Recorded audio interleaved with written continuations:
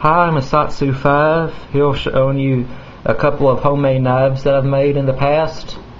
And how I got started on this, my freshman year of high school, the school took all the freshmen to the local college, Angelina College, which I'm now attending.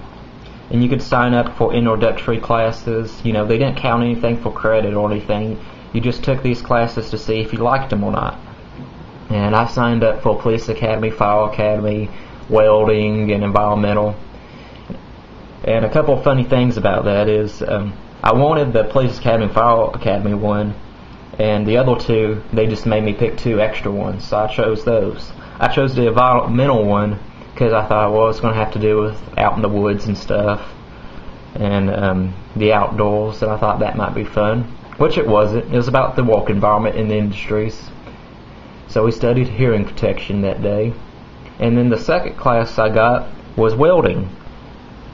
And I've never welded before this class. And I actually didn't get to weld in that class, but I did take welding later in my high school career. Anyways, while everybody was welding, I was looking at the plasma cutter. And one of the college students was like, "Hey, you want to try it out?" I said, "Yeah, sure." And he said, "Alright." He turned it on for me. He said, "Just cut out whatever you like, your initials or a design or anything. You can keep it as a keepsake. You know, it's just scrap metal." And I was like, "Really now?" So as soon as he said that, I had this plane in my hand to cut out this knife blade shape that was kind of a squatty drop point, if you will. And it was about 2.5 inches long by 1 inch, maybe 1.5 inches wide at the base. And I was like, alright, I had this plan to make this knife, and then I was going to go home to my dad's house, work on it, take the extra metal off. So I started cutting the blade shape out with this plasma cutter, and he's rushing me. The rest of my class is leaving me behind, and he's like, "You got to hurry up and get this done soon, you know, hurry up, hurry up." So I cut out a small blade shape, and he knocks it out. I ended up burning myself because I got excited and grabbing the hot metal. Never a good idea. But anyways, I took it home, I started working on it, I started doing everything I thought you needed to do to make a knife. At this point, I was not the knife expert that I am now. Not that I'm a knife expert, but I've learned a whole lot more since then. I was rushed so much I forgot to cut out the tang. But anyways, I made that knife design. It turned out to be kind of a fluke. It never could hold an edge, and it was very difficult to put a handle on. So I don't have it out here. But these are two knives that I'm somewhat proud of that I'm going to show you, and I'm going to start off with this knife. You may have seen this in a video that me and my brother made. It's actually uploaded onto his channel. He's ChemoKid1ST, and the video is Concealed Weapons at School, I think it's the title of it. And my senior year of high school,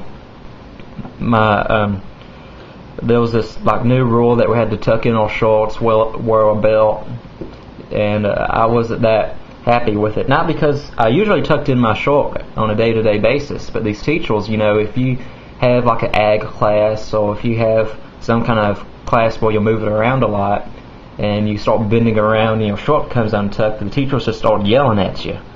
And I was like, oh man, do they really believe that tucked in shorts is going to, you know, lower the amount of weapons being carried into the school?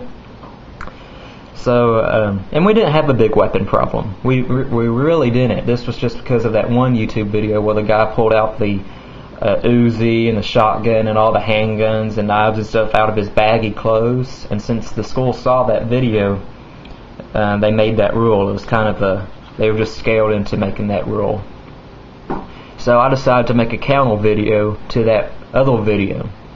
And I had about 9 knives on me, all school legal uniform, and none of them were in my pockets. They were just stashed like in my boots, waistband, under my armpit, you know, taped on me, just random places. And I didn't go to school like that. I made the video in my backyard, and I just showed how I could walk around and how many knives I could carry on me in a school legal uniform. And this was one of the knives I had in my boot. I called it the prison shank. You can see I made a little design right there. I attempted to put a patina on it, but it's not really any high quality steel. It's just scrap metal. So that's the design I got. And this is red oak wood that I used for the handle. It's 2 pieces of wood that I laminated. And I think I did a pretty good job on that. It's not the most comfortable thing in the world, but it's grip. But you can hang on to it. But it's just kind of bulky. But as far as staining it and laminating it, it looks like it's all one piece of wood, and I'm pretty happy with it. That was my prison shank, and I use this for about opening letters and that kind of stuff. I have opened boxes with it, but I don't really carry it, although I have carried it in the past. But then again, you know, it's that bulky handle kind of makes it uncomfortable to carry. But I'm really happy with it.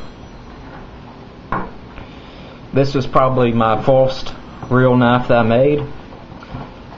It's about I think it's about a 5-inch blade, and I tried to case hole it where I had all the different colors in it. You can see those traces of blue in there, and I tried to make the whole thing that color by heating it.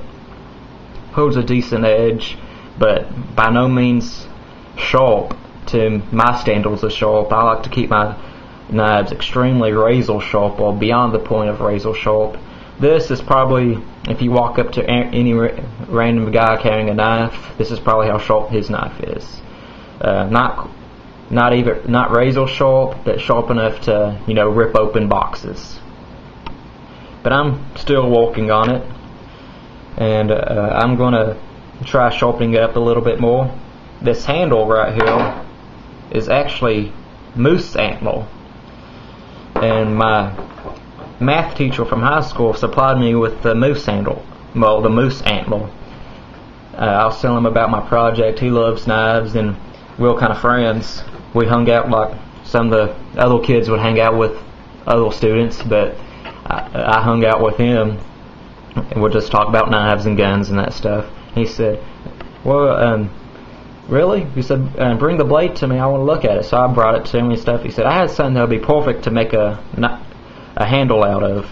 He said, I got moose antler that someone gave me.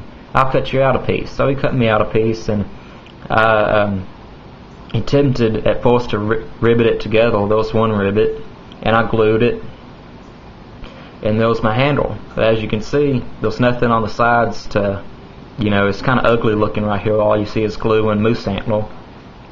So what I'm planning on doing eventually is getting some of these sample tile laminate samples from Lowe's, and I want to steam that and put it right there to make it the liner.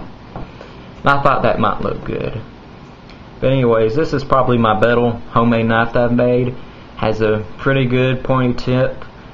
Has an extra long handle so you can choke up or down. And that's 2 of my favorite homemade knives I made. Nothing extremely special, just thought I'd share it with you. Hopefully sometime I'll get this one finished, and I'll have some new ones in the collection that are a whole lot better quality. But those are my homemade knives. I'm Hisatsu5, and I'm out.